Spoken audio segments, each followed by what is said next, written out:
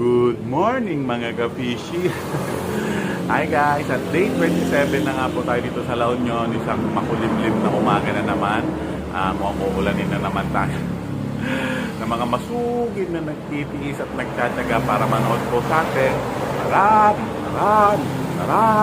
Salamat po sa inyo.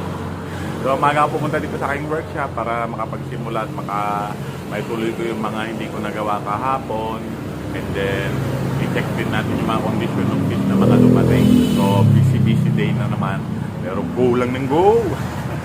Yung mga madalas bumisita, palagi nagko-comment at mga bagong nag-follow, maraming salamat po sa inyo. Press back po ako sa inyo later.